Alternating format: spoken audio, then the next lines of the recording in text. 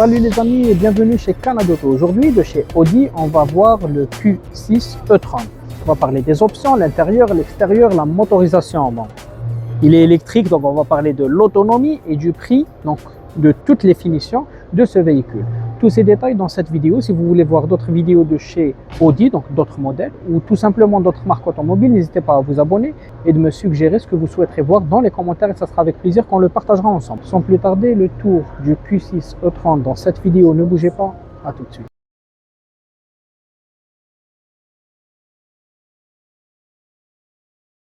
On commence par cette jolie face avant. Donc on a une calandre fermée, on a une caméra fermée parce que c'est une voiture électrique évidemment.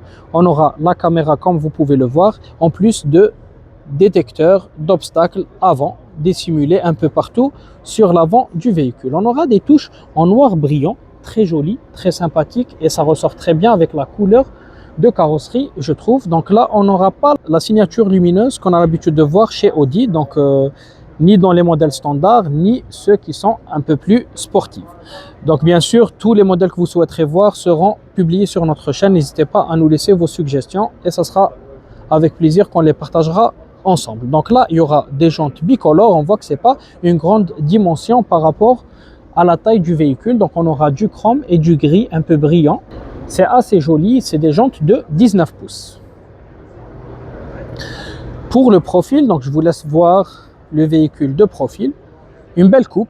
On a des touches en noir brillant comme sur le pare-choc avant du véhicule, les coques de rétroviseurs de la même couleur que la carrosserie. On aura quand même un peu de plastique, l'insertion du clignotant avec une caméra en dessous. On aura les poignées de porte qui sont de la même couleur que la carrosserie et on pourra y accéder sans l'utilisation de clés. Vous verrez que les vitres arrière, lunettes arrière sont surteintées, qui sont soulignées par cette bande en noir brillant qui vient même les souligner, mais qui ne se joignent pas. Donc on aura les barres de toit qui sont en plastique et on aura l'antenne qui est en noir brillant également. À l'arrière, on retrouvera toujours cette petite sorte de noir brillant, cette lumière en full LED. Là, ça ressemble plus à ce qu'on a l'habitude de voir chez Audi, la signature lumineuse. Donc on a déjà vu ça dans beaucoup de modèles, notamment électriques. Donc on n'est pas dépaysé, mais on a quelques touches en plastique. On aura des détecteurs d'obstacles, la caméra évidemment. Et maintenant, on va passer voir l'intérieur de notre véhicule avant de parler de son autonomie et du prix. Pour l'intérieur, on commence à partir de l'arrière. Donc on voit qu'on peut accéder sans l'utilisation de clés. Donc on aura quand même du plastique, mais beaucoup de cuir avec des surpiqûres en blanc, la poignée de porte en chrome, les vitres électriques, nos 3 passagers arrière aisément assis, accoudoir central, porte-gobelet. On aura évidemment des bus d'aération pour l'arrière, les sièges chauffants aussi, mais on ne disposera pas de 3e rangée vu la taille du SUV moyen. On aura l'isofix si on a des sièges pour bébé. Et pour la taille du coffre,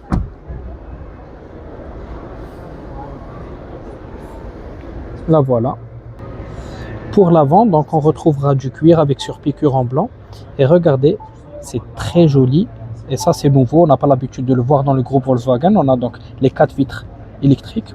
Et là c'est les rétroviseurs, donc réglage des rétroviseurs électriques, siège mémoire, verrouillage, déverrouillage, la poignée en chrome. Donc là en piano black, des touches, j'ai peur de toucher pour ne pas salir, mais qui sont physiques, vous voyez.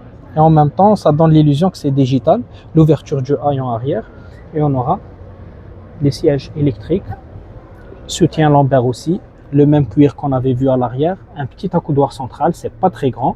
On aura ici du piano black, 2 porte-gobelets, le sélecteur de vitesse. On pourra démarrer le véhicule sans l'utilisation de clés, chargeur par induction, les chargeurs type C, le double écran. Donc on aura notre écran numérique, le volant très joli, modernisé, j'aime beaucoup. Donc on a les mêmes touches que celles qu'on avait vues sur les portières, donc physique, mais qui donnent l'illusion que c'est digital. Donc ça va s'afficher quand on met le contact du véhicule.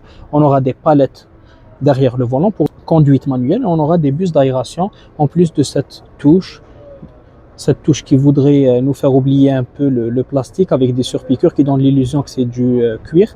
Et là on aura une sorte d'aluminium qui s'étend tout le long de notre tableau de bord.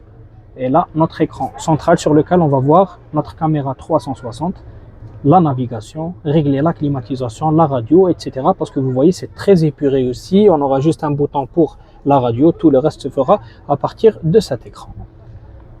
Voilà à peu près, on a fait le tour pour cette version. Il n'y aura pas de toit ouvrant, ni panoramique.